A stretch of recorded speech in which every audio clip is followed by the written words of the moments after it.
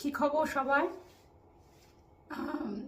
আজকে আমি ভাবলাম যে তোমাদের সাথে শেয়ার করি আমি কিভাবে দাঁত আর আমার ঠোঁটের যত্ন নিই। আমি 3বার দাঁত ব্রাশ করি। সকালে তো করি, আর দুপুরে যদি বাড়িতে থাকি ভাত খেলে তারপর করি। আর যদি অফিসে যাই তাহলে কি করি, আমি একটা ছোট মাউথ ওয়াশ সবসময় রেখে দিই, সেটা ইউজ করি। কারণ আমার ওরকম পছন্দ না যে কিছু খেয়েছি আর সেটা দাঁতে আটকে রয়েছে আর তারপরে কারোর সাথে কথা বলছি। তো বেস্ট হচ্ছে সবসময় মাউথ ওয়াশ দিয়ে মুখটা ধুয়ে নেওয়া। নিজেরও ভালো লাগে, খুব ফ্রেশ লাগে। আর রাত্রিবেলা ঘুমানোর আগে তো অবশ্যই। আমি বাংলার ওই প্রভাবটা খুব মানি যে দাঁত থাকতে দাঁতের যত্ন করতে হয়, তাই আমি করছি। 3 বেলা ব্রাশ করছি। ইভেন ধরো কোনো স্ন্যাক্স খাই, কি নাটস, চানাচুর, মুড়ি, এনিথিং, তখনও আমি গিয়ে মুখটা ধুয়ে নিই। হ্যাঁ, ব্রাশ করি না, কিন্তু মুখটা ধুয়ে নিই। শুধুমাত্র বলতে পারো যে কিছু ড্রিঙ্কস করলে তখনই আমি মুখ ধুই না, মানে চা, কফি বা ওই জাতীয় কিছু জুস, তাহলে আর মুখটা ধুই না। না হলে আমি সবসময় মুখ ধুই। কিছু খেলেই আমার কেমন একটা অস্বস্তি হয়, মনে হয় যেন দাঁতের মধ্যে কিছু লেগে রইল। অ্যাকচুয়ালি আমি অনেক সময় দেখেছি, যখন ধরো আমি নাটস টাইপের কিছু খেলাম, তারপর যখন মুখটা কুলকুচি করি, তো কিছু না কিছু কিন্তু মুখ থেকে বেরোয়। তো সেইটা তখন যদি আমি মুখ না ধুতাম তাহলে কিন্তু ওগুলো ওখানে জমে যেত, যেটা মোটেই দাঁতের জন্য হেলদি নয়। এবার বলি জিভ কিভাবে পরিষ্কার করি।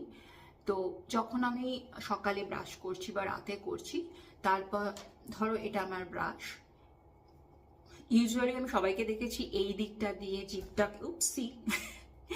জিভটাকে ঘষে, পেছন দিকটা দিয়ে, কিন্তু আমি এটা এই সাইডটা দিয়েই ঘষি, কিন্তু খুব হালকা করে ঘষি, খুব জোরে না, কারণ জিভের জায়গাটা খুব সফট।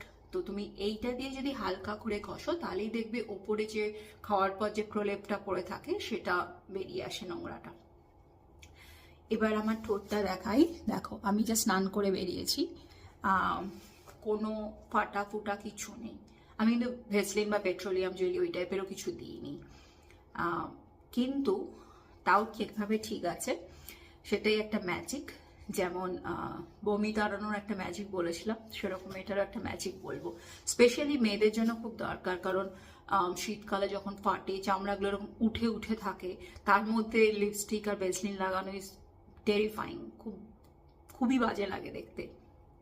তো সেই কারণে এইটা জেনে রাখলে, যেমন পুরো আমার ঠোঁটে একটুও ফাটা নেই, কোনো চামড়া উঠে নেই। ড্রাই হতে পারে কারণ এখানে শীতকাল, তাই ড্রাই। তো ড্রাইটাকে সফট করার জন্য তোমাকে পেট্রোলিয়াম জেলি টাইপের কিছু সবসময় মুখে লাগিয়ে রাখতে হবে, কিন্তু ফাটা চলবে না। তো আমি কি করি, যখন ওই ব্রাশটা দিয়ে দাঁত করছি, জিভ করছি, তখন ওই ব্রাশটা দিয়েই এই জায়গাটা দিয়ে হালকা করে ঠোঁটটাও এরকমভাবে 1-2বার ঘষছি। তারই ফল যে আমার ঠোঁট একটুও ফাটে না। করে দেখো, পুরো মিরাকল। আর তারপর আমাকে জানিও। সব সময় করবে, মানে যদি তুমি একবারও ব্রাশ করে থাকো সকালবেলা, সে একবারই করো, আর না হলে যতবার করো ততবারই করতে পারো, কোনো অসুবিধা নেই। এবং ওটাই কি হচ্ছে, ঠোঁটে স্ক্রাব মতো হয়ে যাচ্ছে, তাহলে কোনো নতুন চামড়া যেগুলো ফেটে গেলে বেরোয় সেই সব হচ্ছে না। তো জানিও তোমাদের কেমন হলো। এখন তো ওখানে গরমকাল, সেজন্য অতটা হয় না, কিন্তু শীতকালের জন্য এটা খুব খুব কাজে দেয়।